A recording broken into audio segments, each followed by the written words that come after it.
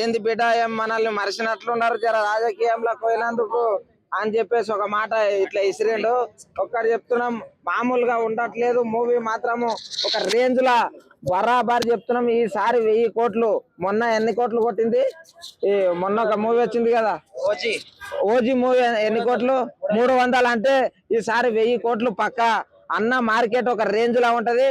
Ticket rate కూడా ఖతర్నాక్ ఉండదు. అర్థమైందా? లుక్ చూస్తే నాకు మైకేల్ జాక్సన్ గుర్తుకొచ్చినానా, మైకేల్ జాక్సన్ తాతలాగా అనిపించినానా.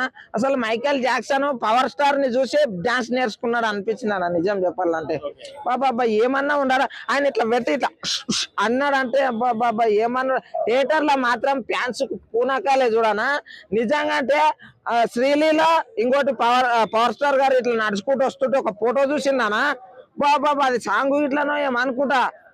చూస్తేనంటే ఆయన ఒక 17 ఏళ్ళ పిల్లగానిలాగా ఉన్నాడా. అసలు ఏం తింటాడు అసలు పవర్ స్టార్? అసలు డైలీ పవరే తినేట్లాకున్నాడు నాకు తెలిసి. ఒక రాజకీయాలలో ఆయననే ముందు ఉంటాడు, అరే సినిమాలలో ఆయననే ముందు ఉంటాడు, స్టైల్లో ఆయననే ముందు ఉంటాడు. మరి ఇంకా వేరేటోళ్ళు ఏం చేయాలి సార్? జర ఒకసారి చూసుకోండి సార్. అందరు హీరోలు కూడా ఉండరు, అందరు మీకే ఫ్యాన్స్ అయిపోతే వేరే హీరోలు కూడా బతకలే కదా సార్. ఒకసారి చూడండి. అంటే పవర్ స్టార్ ని చాలా వింటేజ్ లుక్స్ లో చూపిస్తానని హరీష్ శంకర్ గారు మాట ఇచ్చారు కదా, అలాగే ఉన్నారా మరి?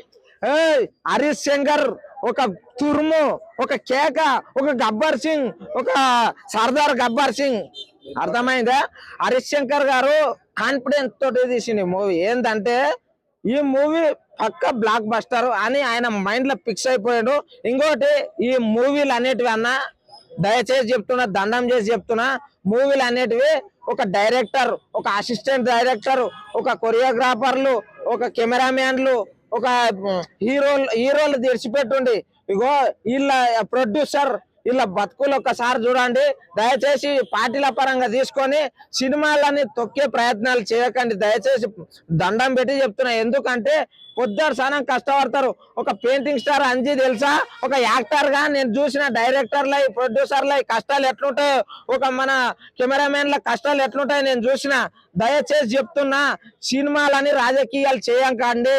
ఇది వేరే వాళ్ళ లైఫ్లు. ఇగో హీరోలు అనేటోళ్ళు వచ్చి కష్టపడతారు, కూలీ తీసుకుంటారు, వెళ్ళిపోతారు. ఇప్పుడు ఏంటంటే ఇప్పుడు జీవితాలు ఎవరెవరు ముడిపడి ఉంటాయంటే ప్రతి ఒక్కరు సినీ పరిశ్రమలో ఎంతో మంది పని చేస్తూ ఉంటారు, వాళ్ళ జీవితాలు దీనిపైననే ముడిపడ్డాయి. దయచేసి చెప్తున్నా, ఎవరెవరి పార్టీల అభిమానులు ఉన్నా కానీ అందరు సినిమాని సినిమా రూపంలో చూసి ఈ సినిమా ఇండస్ట్రీని కాపాడండి అయ్యా, కాపాడండి.